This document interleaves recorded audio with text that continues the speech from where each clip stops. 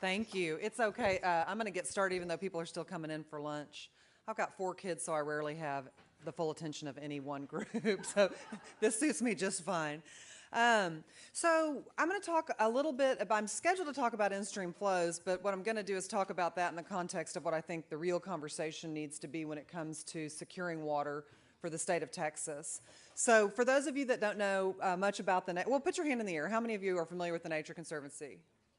Wow. Okay, that's unusual. Our motto was quietly conserving nature for a very long time, and so it resulted in extremely low name ID, but you all are obviously some insiders. So you know that we work in 35 countries outside of the United States and in all 50 states in the United States. One of the things that I want to start by saying is that for our organization, fresh water is emerging and has been emerging for quite some time as the #1 natural resource issue of the day. It is obviously the choke point for any kind of community building, economy building, cultures. And as we focus on this issue all over the world, what's becoming interesting to me is that Texas is really the crucible of all the major dynamics that we're seeing in the world that drive us towards freshwater protection as a major, major conservation theme. And so I just want to quickly remind you of what we probably already know, but it will help explain why the quality of the conversation that we either have or don't have will determine whether or not we solve the problem or find ourselves in the middle of a choke point with freshwater as the challenge. So globally, the population is moving from 7 billion people to 9 billion people. We're seeing the same kind of pace of growth in Texas. We're at about 25, 26 million people now, and in a few short decades, we'll top the 50 million mark. So we're tracking what's happening globally here in Texas. The megatrend that sits right below that is urbanization. Most of the world's population is moving into urban areas. Texas is already 86% urbanites. And as we go from 25 million to 45 or 50 million people, people aren't moving to Nacogdoches. And they're not moving to New Braunfels. They're moving to Austin, San Antonio, Houston, and Dallas. Houston is actually predicted to double in size. Double in size. That's the 4th largest city in the country within the county. So we're going to see some breakneck population growth. And then the third trend that we look at is that within that population growth and within the urbanization, the places that are growing the fastest are coastal cities. And this is true all over the world, and it's actually true in Texas. Houston is one of our fastest growing cities, which we're not going to talk about marine environments today, but if we were, I would have to make the following statement. So we find it slightly ironic that we're moving more people and assets into harm's way than ever before. And of course, the system that we have in place in our country to solve that problem is to keep building it over and over again in the same places. Now, we will care about this from a freshwater perspective for the following reasons. And now let's talk a little bit about freshwater inflows, is because those freshwater inflows are, of course, an incredibly vital part of what happens with the Gulf of Mexico. So in Texas, our freshwater work is very much connected with our coastal work. So if the major trends we're looking at are population growth, urbanization, and coastal growth, and we know that in Texas, our users of water, so I like to think about water in terms of categorical users.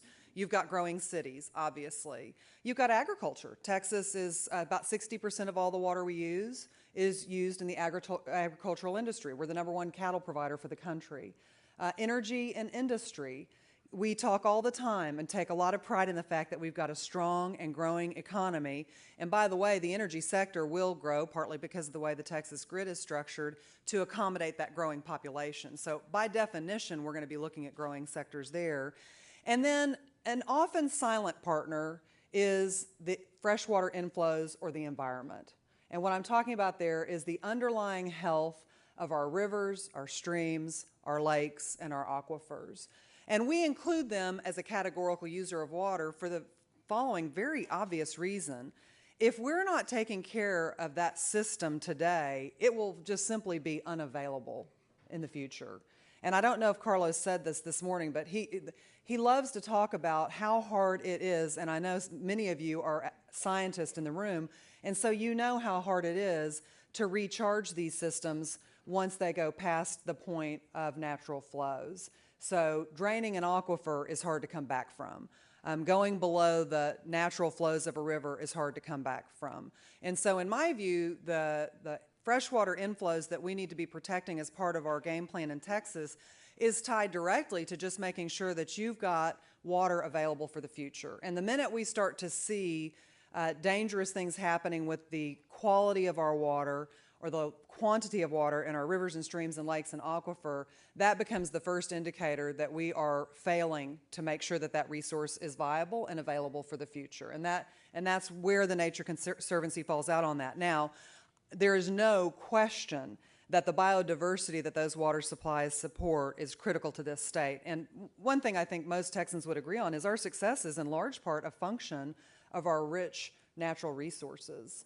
And all natural resources have to have one foot in the water. So to compromise the biodiversity of Texas, you know, I think probably 20 years ago that was viewed as a nice to have. If you're an environmentalist, you might care about those kinds of issues. Now we know these things are vitally tied to the success of the economy. I happen to be someone who thinks they're also just have innate value, but we can actually now make the business case for these natural resources. So what we know from around the world is that the water conversation usually shapes up pretty badly. And the reason it shapes up badly is because everyone wants to sort of look at their categorical use of water and to declare it to be somehow superior to everyone else's categorical use of water. And we see this play out all over the world. And why? Because the stakes are awfully high. Not much works without good, fresh, clean water supplies. And so what we are spending a lot of our time on is trying to figure out how we can get growing cities and get a healthy agricultural economy and get energy and industry and get the environment to start caring about each other's problems.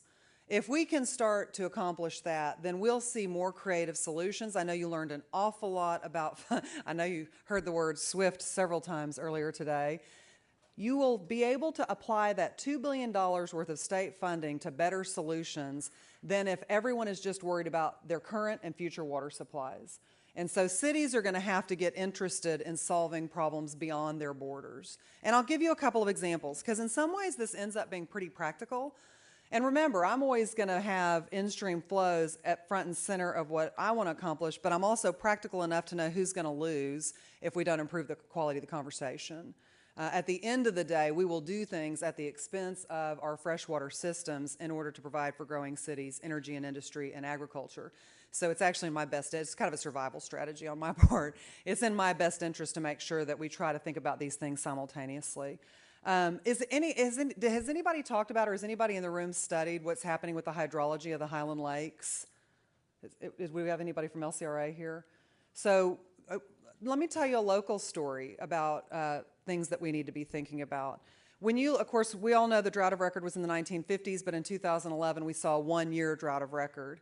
And if you look at the hydrology and if you listen to the folks over at LCRA, the story that they're starting to tell about the Highland Lakes has to do with inflows into the lakes themselves. And those inflows are happening at an all-time low, which means that even though we are not in the 1950s drought of record, the fundamental hydrology of that system of lakes is compromised.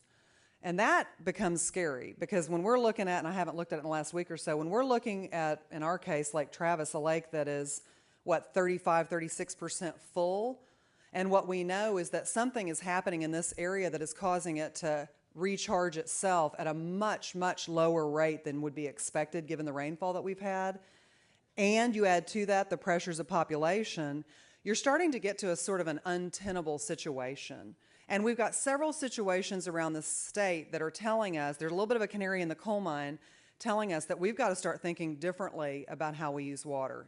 Now, one of the things that I really liked about last year's election, November 2013, one, I liked the fact that that water proposition passed by such wide margins. I think that when you think about the day and age that we live in, when very few people are bragging about how we're investing in infrastructure, very few people even want to talk about investing in infrastructure, and you see so many Texans understanding that we are absolutely going to have to invest in water, I think that's a really positive sign. I think it is a national best practice that 20% of that money has to be set aside for conservation. I think that's an amazing number, and I think paired with the 10% of that funding that is set aside for rural projects and agricultural conservation, sends a really, really strong signal about how this state is going to prioritize strategies. So we could sit around and talk about the water plan, and everybody would have an opinion. We'd all agree that it's an imperfect plan. Like all 50-year plans, it's fundamentally incorrect. We just don't know why right now. The assumptions in it will be proven wrong at some point. But it is a way of expressing our basic needs and our basic game plan for making sure that we have water into the future. Here's what I think that we're going to have to think about as we start to fund projects and conceptualize conservation and how conservation fits in. And by the way, when I think about protecting freshwater from the Nature Conservancy's perspective, I think about water quality and I think about water quantity. Both of those things are super important to us. So water quantity would be freshwater inflows, right? Making sure you have enough of it available. But water quality is also extremely important. And the things that we do to protect water quantity will have a lot to do with managing demand. Does that make sense? And when we talk about managing the 4 categorical users of water and trying to frame up the right kind of conversation, here's really what I'm talking about. Every sector has to do something. The first strategy that every sector needs to be thinking about is conservation, simply because it's cheap, and there aren't very many advocates out there for wasting water. You know, so we will get to really hard conversations at some point in this state, but there is some low-hanging fruit when it comes to water conservation. We're talking about things like repairing leaky pipes in cities, replacing irrigation equipment that is aged and has too much water use. We're talking about things like introducing brackish water in the fracking processes and increasing the number of repeat times they can reuse that water within their cycles. Those are the kinds of things that we need cities, agriculture, and energy and industry to be thinking about, because conservation, certainly with the level of funding that we have, really ought to emerge as our #1 strategy. And we've got work to do in that arena, folks. We're nowhere near having cracked the nut of what it's really going to take to simply dial back the amount of water that we all use. Cities don't have it figured out. You know, we live in a state that's got several nice case studies of cities that have dragged down their per capita water use, but not enough. And to be honest with you, we don't have the rate structures figured out. We're still creating rate structures that charge people more money when they conserve water, and that's a problem. We are not going to create conservationists if it becomes expensive to conserve water supplies. In agriculture, we haven't cracked the code with what it's going to take to get old irrigation equipment fixed and replaced. We don't have the value proposition right, and the reason we know that is because the uptake of these programs is very low. And until we crack the economic code of what it's going to take to get replacement of this equipment, we won't get the wholesale water savings that we could. And then in energy and industry, who often likes to kind of scoot out of the conversation as a relatively low categorical water user, they've got to do something too, and making sure that the cycling time of water and the energy for sure, and the industry is reuse and reuse and reuse is an important part of the key. I also think that brackish water is, I've said this before, y'all will actually probably agree with me, but other audiences go dark when I say this. Brackish water is a very under-discussed conservation topic. There is a vast supply of water that the water plan is barely conversant on, but industry is looking at it more and more as an alternative to freshwater supplies. And I think as we see updates of the water master plan for the state of Texas, we're going to see more and more discussion about where and which sectors can be using brackish water, which would then make freshwater supplies more available for growing cities and for agriculture as they're starting to seek out additional water supplies. So let me give you some practical examples of what solving other people's problems can look like. I'll start with the water quality program. How many of you are familiar with or have voted on either an aquifer protection program, which is what San Antonio calls their water protection program, or a drinking water protection program here in Austin? Anybody? If you have voted in an Austin, I know someone has because I know someone was here when it was created. If you have voted in an Austin bond election, anytime since 1997, then you actually have voted on this program, one way or the other. And chances are very good that you voted in favor of it. If you lived in San Antonio and you started voting around 2000, then you absolutely voted on the Aquifer Protection Program in San Antonio. Here's how those work. Voters authorize the protection of land over the Edwards Aquifer We focus on the recharge areas. In Austin to San Antonio and all of the counties in between have also had voter-authorized bonds for these programs. And what we're doing there is we're connecting land protection with aquifer protection. So in San Antonio, when we got started, the aquifer was 100% of San Antonio's water supply. So it was in their best interest to make sure that those groundwater supplies weren't polluted such that they had to be treated like surface water. And over the course of the since 1997, our communities have invested over $800 million, all voter-approved money, to protect the quality of water in the Edwards Aquifer. It's a remarkable program. Another program that I don't know if it was mentioned this morning, but this is another example. It would not work in Central Texas as well as it would in South Texas, but there are places in South Texas where you could get a city to fund a conservation strategy, such as lining an irrigation channel, and then contract back for that saved water that the agricultural producers are no longer using. Those are the kinds of efficiencies that we need to be looking at so that we can stretch these limited supplies of water as far out as we can possibly stretch them. And from our way of thinking, you're just not going to get those creative solutions if I'm only the girl talking about in-stream flows and someone from ag stands up and is talking about the importance of the agricultural sector, and you get someone from cities talking about why they're so important. It is the whole conversation that we need to have. And it's been done badly so many times in so many parts of the world that I think what Texas could do as an example, and as a place that people are really watching Texas, because we'll either get it real right or real wrong. I think we can stand out as a state that recognized the idiocy of a bad conversation and shifted into a better conversation about how to secure fresh water for the future. So let me pause there because I heard you guys like to ask lots of questions. Let's have some questions. Yes?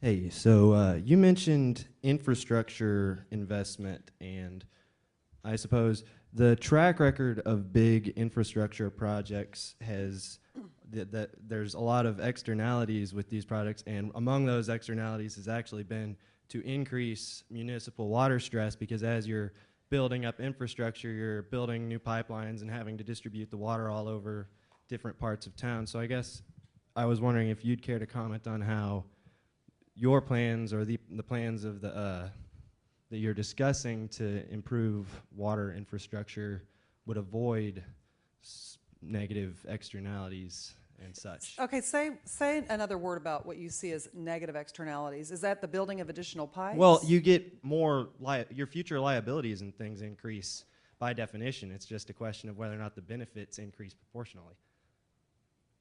Okay, let me take a shot at that the way that I'm hearing the question, and then you tell me if I've missed it. It is more than likely true, actually it is absolutely true, that we will not be able to address all of the state's water supply needs with just a conservation strategy. I wish we could, but I think it's impractical to think that the state will double in size and will not need any new water supplies. So infrastructure is going to have to be a part of the solution. The question that we should ask next is, what kind of infrastructure? And there will be lots of debates about that, trust me. There will be lots of debates when a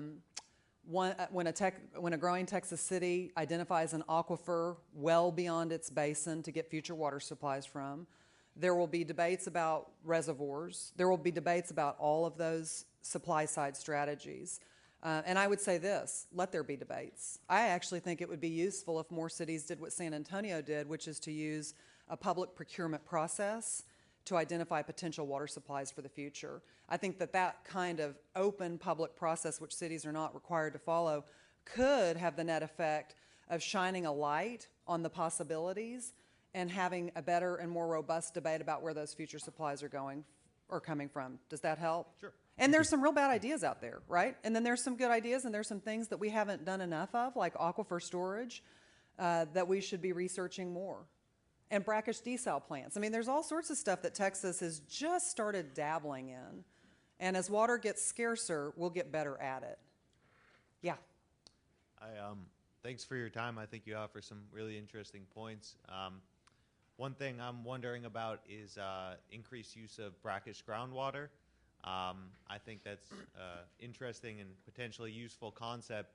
I'm wondering if you have any insight into the potential environmental impact of that, of studies done that have looked into environmental consequences, land subsidence, and that sort of thing. How, brackish groundwater seems like a great resource, but use and overuse can possibly have environmental impacts and consequences.